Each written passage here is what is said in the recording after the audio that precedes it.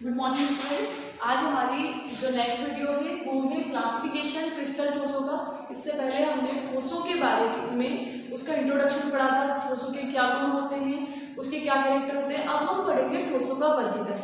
ठीक है, उसमें हमारा जो पहला वर्गीकरण है वो है अंतरा आणविक बलों के आधार पर।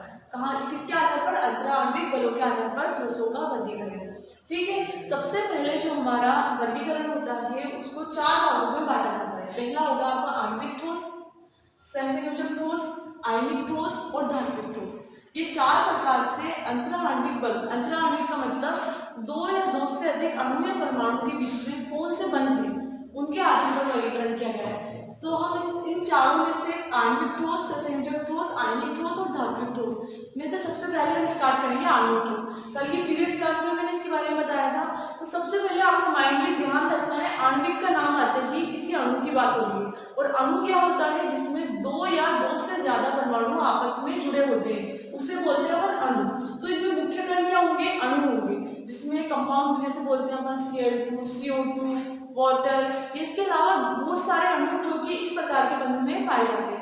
अमोनिया अणु हो गया, वाटर हो गया, एल्कोहल हो गया, मेथेनॉल हो गया, ये सब क्या है? छोटे छोटे अणु हैं। तो इसमें मुख्य कण क्या होंगे? अणु होंगे। अब क्या कर रहे हैं, इनको दोबारा से क्लासिफाई कर रहे हैं, इनको तीन भागों में बांट जाते हैं। अध्रुवीय ठोस, ध्रुवीय ठोस और हाइड्रोजन बंध युक्त ठोस, यानी जिनके अंदर हाइड्रोजन बंध पाया जाएगा। तो पहला है अपना अध्रुवीय ठोस। अध्रुव का मतलब होता है अध्रुव, जिसके अंदर कोई ध्रुव नहीं बनेगा, यानी ना तो इसके अंदर कोई पॉजिटिव चार्ज है ना कोई नेगेटिव चार्ज है, यानी न्यूट्रल एटम होगा, इसमें कोई ध्रुव का निर्माण नहीं होगा। तो कौन कौन से होते हैं? ऐसे अणु जिनमें लंदन बल होता है, यानी लंदन बल जिन अणुओं के बीच में मिलता है वो सब अध्रुवीय अणु होते हैं। कमरे के ताप पर कैसे होंगे? ये द्रव होंगे, द्रव यानी लिक्विड अवस्था में मिलेंगे। इनके गलनांक का मान क्या होगा? कम होगा। जो ध्रुवीय अणु होंगे मोस्टली उनके गलनांक थोड़े बढ़ जाते हैं, लेकिन अध्रुवीय चल रहा है यहाँ पर तो गलनांक क्या हो जाएगा? कम। और विद्युत के कुचालक होंगे, यानी इनमें कोई नेगेटिव और पॉजिटिव पोल बन ही नहीं रहा, तो ये इलेक्ट्रिक फील्ड में रखने पर भी कोई गति नहीं करेंगे, यानी बिल्कुल कुचालक होंगे। और कैसी प्रकृति होगी इनकी? मुलायम प्रकृति होगी। तो ये तीन गुण है। पहला है अणुओं में लंदन बल होता है, कमरे के ताप पर द्रव होते हैं, गलनांक कम, विद्युत के कुचालक और मुलायम होते हैं। फॉर एग्जाम्पल I2, जैसे कि I2 का एग्जाम्पल है, इसको हम यहाँ देखते हैं जैसे I2। तो I2 में I और I दोनों के ऊपर सेम आयोडीन जुड़ा हुआ है, तो दोनों के गुण भी समान होंगे। तो I2 क्या होगा? एक अध्रुवीय अणु है। उसी तरह Cl2, तीसरा है C6H6, जिसे बोलते हैं अपन बेंजीन, C6H6 बेंजीन। उसके बाद आएगा CO2। CO2 को मैं आपको बताती हूँ CO2 कैसे होगा। देखिए, कार्बन एक तरफ ये ऑक्सीजन, एक तरफ ये ऑक्सीजन। अगर आप कार्बन की बात करोगे तो कार्बन पॉजिटिव नेचर रखता है, और ऑक्सीजन की बात करेंगे तो नेगेटिव नेचर रखता है। अगर अपन CO कंपाउंड की बात करेंगे तो ये ध्रुवीयता में चले जाएंगे, लेकिन अपन यहाँ पर पूरे अणु की बात कर रहे हैं, CO2 पूरे अणु की, तो यहाँ पर होगा माइनस, यानी इस कार्बन का एक तरफ भी माइनस चार्ज है, दूसरी तरफ भी माइनस चार्ज है। इन दोनों दिशाओं के माइनस एक दूसरे को क्रॉस कर देंगे, इसलिए CO2 की नेचर कैसी हो जाएगी? अध्रुवीय प्रकृति हो जाएगी, अध्रुवीय प्रकृति। देन आपके सारे एग्जाम्पल होते हैं C6H6,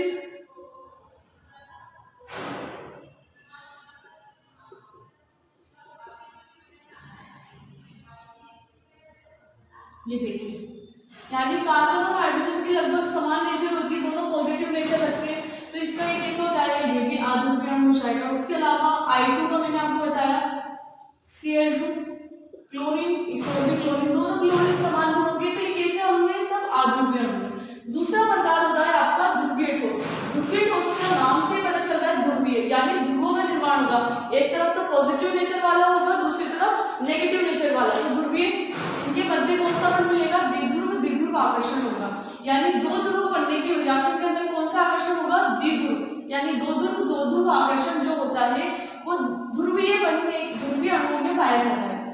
कौन कौन से होंगे? गैसीय द्रव अवस्था में पाए जाएंगे, ठोस अवस्था में विद्युत के कुचालक होंगे, लेकिन द्रव अवस्था में विद्युत के चालक होंगे। याद रखिएगा ये बात, लेकिन द्रव अवस्था में विद्युत के सुचालक होंगे। कैसे होते हैं? क्योंकि इनके बीच में क्या होता है, दो कण होते हैं, एक तो पॉजिटिव नेचर का, दूसरा नेगेटिव नेचर का। जब इनको पानी में या किसी लिक्विड में घोल दिया जाएगा तो ये इलेक्ट्रोड की तरफ गमन करने लग जाएंगे, यानी पॉजिटिव नेचर वाला एनोड की तरफ और नेगेटिव नेचर वाला कैथोड की तरफ गमन करने लग जाएगा। तो इस प्रकार से ये आयन गति करने लग जाते हैं। किस अवस्था में? द्रव अवस्था में। लेकिन ठोस अवस्था में कुचालक होंगे, इस चीज का विशेष ध्यान रखना। इसके एग्जाम्पल है HCl, ठीक है, SO2,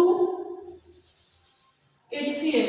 देखिए इसमें HCl क्लोरीन के ऊपर नेगेटिव चार्ज होता है, हाइड्रोजन पर पॉजिटिव। जब अपन इसको पानी में घोलते हैं तो ये नेगेटिव पोल की तरफ और क्लोरीन पॉजिटिव पोल की तरफ गति करने लग जाता है। इसीलिए ये लिक्विड में क्या होते हैं, विद्युत के सुचालक होते हैं। अब ध्रुवीय ठोस के एग्जाम्पल देखते हैं हम। पहला एग्जाम्पल है HCl, SO2, NaCl,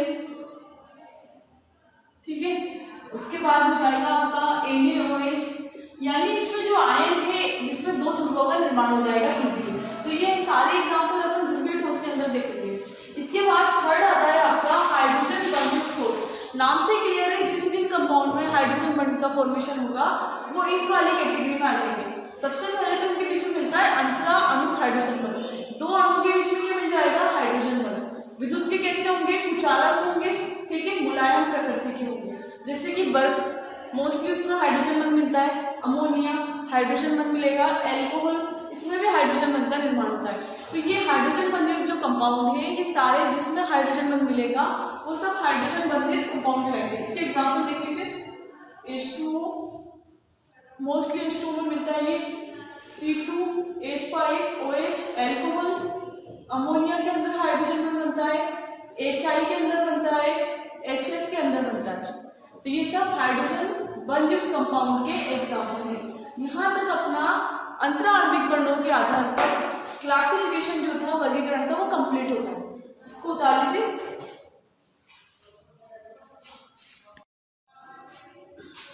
अब जो हमारा अगला प्रकार है वो है दूसरा प्रकार सहसंयोजक ठोस।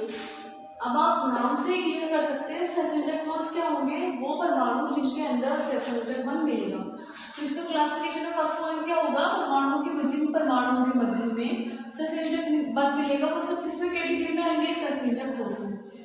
अत्यधिक कठोर होंगे, बहुत ज्यादा टफ होंगे। सहसंयोजक बंध सबसे स्ट्रॉन्ग बंध होता है, सबसे मजबूत बंध। तो जिन कंपाउंडों में सहसंयोजक बंध मिलेगा वो सब कैसे होंगे, कठोर प्रकृति के होंगे, यानी आणविक, धात्विक, उसके अलावा आणविक, ये सब जो भी बंध मिल रहे हैं वो सब सहसंयोजक के आगे कमजोर होते हैं। सबसे मजबूत बंध होता है सहसंयोजक बंध होता है, ठीक है। तो अत्यधिक कठोर होंगे, गलनांक कंपन का मान उच्च होगा, ठीक है।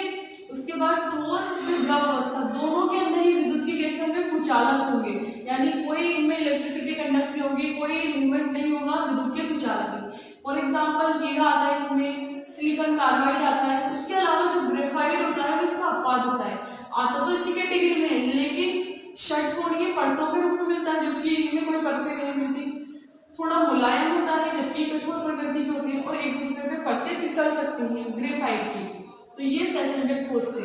इसके अलावा तीसरा प्रकार होता है अपना आयनिक ठोस। आयनिक ठोस क्या होगा, जिसके अंदर आयनों का निर्माण होगा या जिनके कण आयन होंगे, स्पेशली कंडीशन है आयनिक ठोस। आयनिक बंध जहां मिलेगा वो सभी आयनिक ठोस की कैटेगरी में आएंगे। जैसे कि इनके अवयवी कण कौन होते हैं, आयन होते हैं, यानी इनका निर्माण किससे होता है, इनका निर्माण आयनों से होता है। प्रबल विद्युत आकर्षण होगा।